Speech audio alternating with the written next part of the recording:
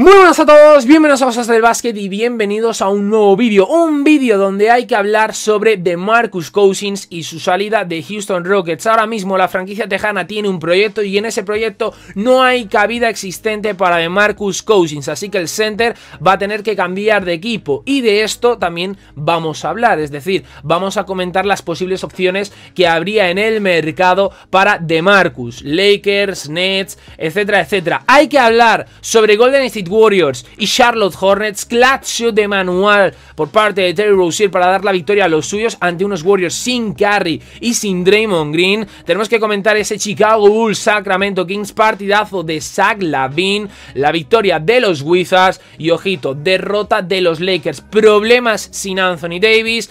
Alex Caruso, bueno, pues yo creo que también ha desvelado o ha reflejado, mejor dicho, la imagen o las sensaciones que hay ahora mismo en Los Ángeles Lakers. Dicho esto, como digo, nos vamos a la primera información, la primera noticia. DeMarcus Cousins y Houston Rockets separan sus caminos, y es que Cousins llegará a la agencia libre un poco antes de lo esperado después de firmar un contrato por un año con los Rockets, franquicia que pues le garantizó su contrato el viernes. Según Sam Sarania de Stadium y The Athletic, los Rockets planean separarse de DeMarcus en un futuro cercano, ya que la franquicia enfatiza el desarrollo juvenil durante el resto de temporada. Según las diferentes informaciones, Cousins ganó muchos fans en Houston Rockets, pero ya no se ajusta a los planes de la franquicia, a los planes sobre todo a largo plazo. La medida se produce cuando se acerca la fecha límite de traspasos en la NBA y los clubes comienzan a trazar un rumbo para la postemporada. Hay muchos que, bueno, viendo que tienen posibilidades de meterse en playoffs, deciden apostar por conseguir más cosas en el mercado. Hay otros, en este caso Houston Rockets, que apuestan por un desarrollo juvenil de cara a las próximas temporadas. Entonces los jugadores veteranos prefieren prescindir de ellos. Esto puede darle la oportunidad a Cousins de unirse pues a un equipo contender. Aquí, bueno, pues juegan un papel importante Lakers, Brooklyn Nets, se habla por ejemplo de Los Ángeles Clippers, etcétera, etcétera. Lo que es una realidad es que DeMarcus Cousins se ha ganado el cariño en estas últimas temporadas de la fanaticada NBA, sobre todo porque el producto de Kentucky ha tenido años muy complicados. En 2018 se rompió el Aquiles, en 2019 se desgarró el ligamento cruzado anterior, lo que, bueno, pues al final le limitó bastante. De hecho, le obligó a jugar tan solo 30 partidos en temporada regular, 30 partidos en total durante los 2 últimos años antes de esta temporada. Aparte de esto, os recuerdo que cuando DeMarcus Cousins llegó a Houston Rockets, al igual que John Wall, se hablaba mucho sobre que Houston, bueno, pues asumía muchísimos riesgos porque nadie sabía cómo DeMarcus iba a volver, al igual que John Wall, etcétera, etcétera. DeMarcus Cousins no llegó ni siquiera a debutar con Los Ángeles Lakers. Houston Rockets, como digo, asumió esos riesgos, juntó a DeMarcus y a John Wall, formando la pareja que ya vimos en el pasado en Kentucky, y personalmente ya sabéis que es una pareja que a mí me provocaba mucha ilusión, porque al final Wall y Cousins son dos jugadores que se entienden bien, se comunican mucho y muy bien en la cancha, algo relevante y especialmente importante de cara a formar química, a crearla, pero también es entendible que el proyecto de los Rockets ha llegado a un punto donde se prioriza el desarrollo de los jóvenes antes que tener veteranos, independientemente del rendimiento de estos, ¿no? Y es que con jugadores emergentes tipo Christian Wood, Jason Tate o Daniel House Jr., el entrenador en su primer año de Houston Rockets, Stephen Silas, obviamente va a priorizar los minutos de estos jugadores sobre los de DeMarcus Cousins. No está claro cuánto tiempo va a tardar Cousins en tener una nueva ciudad en la que jugar, es decir, no se sabe cuánto tiempo va a estar desempleado, pero en principio no debería de tener problemas. Ayer también durante el directo destacamos un tweet que publicaba Kevin O'Connor, si no me equivoco, en donde se decía que tampoco va a haber muchos equipos interesados en DeMarcus, pero que por ejemplo conjuntos como Lakers van a estar ahí, y aquí es donde nos metemos con posibles destinos. Se habla mucho y es obvio que van a estar los Nets y los Lakers detrás de Cousins, sobre todo los Lakers, se ha confirmado ya. Creo que el partido de ayer contra Miami Heat revela que el conjunto californiano necesita potencia en en el interior, un pívot dominante, un pívot que por lo menos intimide y sea físico. Y DeMarcus Cousins, vuelvo a repetir, no está en su mejor momento, pero es un pívot que es físico más que Marc Gasol, por ejemplo, y sobre todo intimida mucho y te da esa garra que a lo mejor Marc o Montrezl Harrell no te consiguen ofrecer. Aparte de todo esto, es un pívot móvil, puede jugar tanto fuera como dentro, entonces para Lakers les vendría a las mil maravillas. Para Brooklyn Nets más de lo mismo, es decir, con DeMarcus Cousins yo creo que darían un saltito más hacia adelante de cara a sus opciones por el título. Yo prefiero a DeMarcus que a DeAndre Jordan, por ejemplo. El problema, tema James Harden, lo comentasteis ayer durante el directo.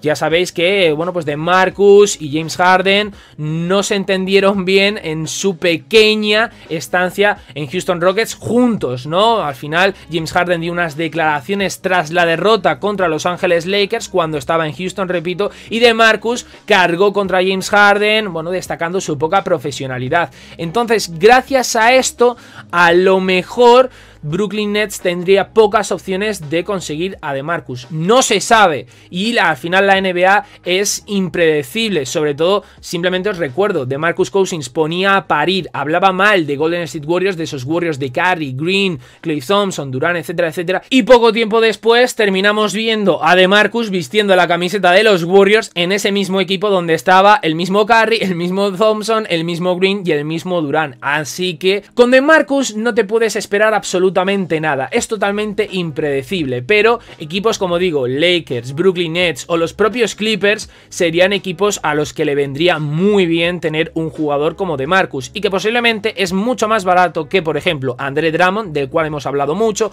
o incluso Blake Griffin, ¿no? Estaría ahí con Blake porque tampoco es que el jugador de los Pistons esté pasando por su mejor momento, pero obviamente sería muchísimo más barato que Andre Drummond, y Andre Drummond ha sonado, por ejemplo, para Brooklyn Nets. Dicho esto, nos metemos rápidamente con la jornada de ayer, donde vamos a repasar, bueno, pues las cosas más importantes, como por ejemplo, el San Antonio Spurs, New York Knicks y el Houston Rockets, Indiana Pacers fueron partidos aplazados, los Warriors perdieron 100-102 ante Charlotte Hornets, donde Kelly Oubre Jr. fue el más destacado, 25 puntos, 6 rebotes, 1 asistencia. Terry Rozier, 36 puntos, 3 rebotes, 4 asistencias. Tremenda canasta de Terry Rozier para dar la victoria a los suyos.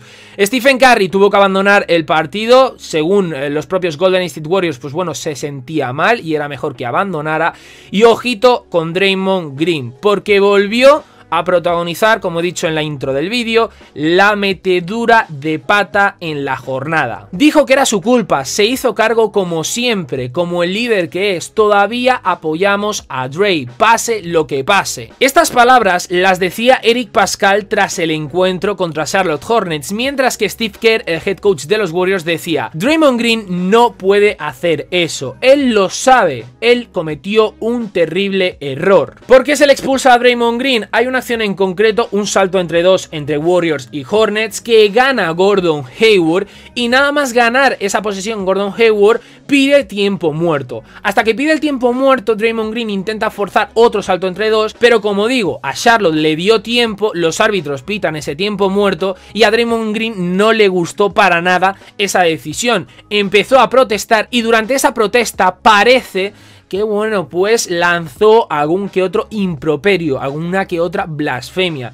Esto obviamente los árbitros lo escucharon y decidieron expulsar a Draymond Green. Una baja que para muchos pues fue relevante porque segundos después, a falta de 9 para finalizar el partido, mientras Draymond Green estaba en el vestuario, Terry Rozier marcó el triple para dar la victoria a los suyos. Es algo que ya hemos visto en alguna que otra ocasión, ¿no? Que Draymond Green se caliente la cabeza, se le crucen los cables y de repente, pues bueno, termine siendo expulsado o se le meta alguna sanción por parte de la NBA. Simplemente hay que recordar las finales de 2016 contra Cleveland Cavaliers, esa acción que tiene con LeBron James, se enzarzan los dos y Draymond Green le mete un manotazo en la entrepierna a LeBron.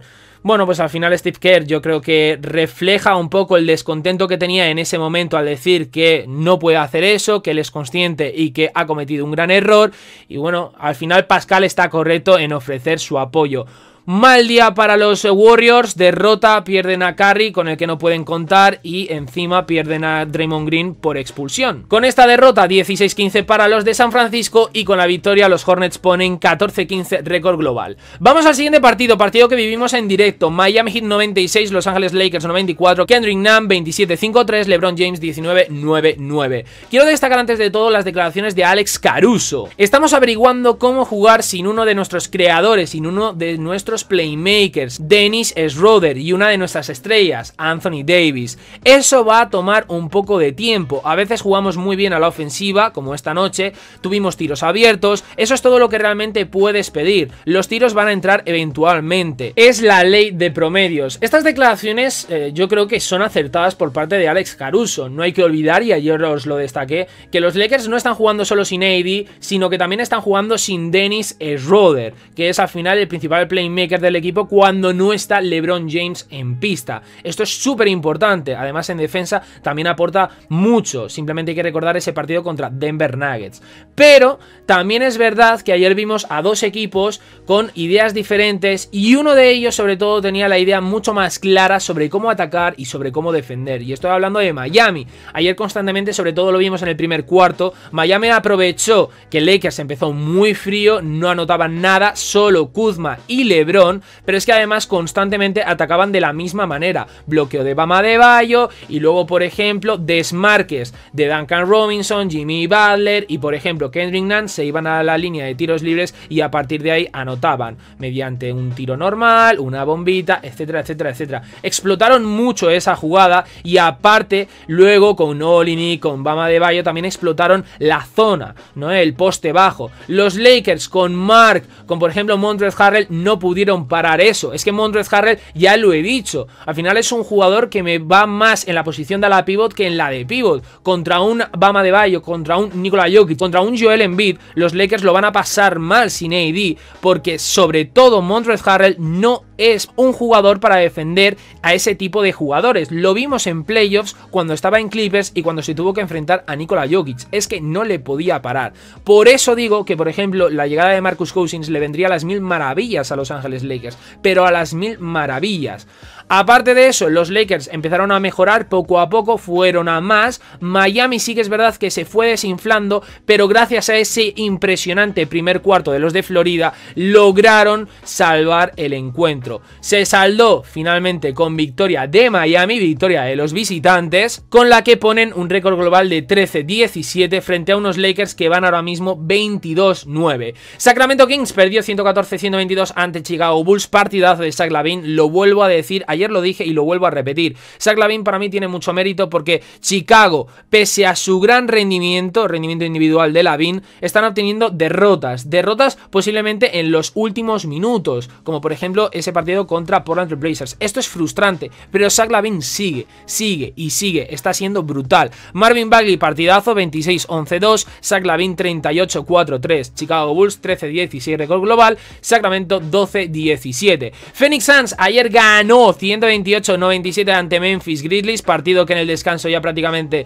estaba con una enorme distancia entre un equipo y otro. Y luego tenemos Washington Wizards 118, Portland Trail Blazers 111, Russell Westbrook 27-11-13, 35-6-12 para Damian Lillard. De nuevo partidazo de Damian, también partidazo de Russell Westbrook, pero la noticia es que los Washington Wizards han conseguido ganar ya 4 partidos seguidos. Contra Boston Celtics 104-91, contra Houston Rockets 131-119, contra Denver Nuggets 130-128 y contra Portland 118-111. Siguiente encuentro por parte de la franquicia capitalina contra Los Ángeles Lakers el 23 de febrero a las 4 de la mañana, horario español. Dicho esto, espero que os haya gustado el vídeo. Si os ha gustado, darle like, suscribiros, comentarme qué os ha parecido esa decisión de Houston Rockets al no contar con Marcus Cousins, al querer desprenderse de él. También comentarme el partido Lakers-Miami Heat, sensaciones, el Charlotte Hornets Golden State Warriors, qué os parece, pues bueno, la acción de Draymond Green y su posterior expulsión,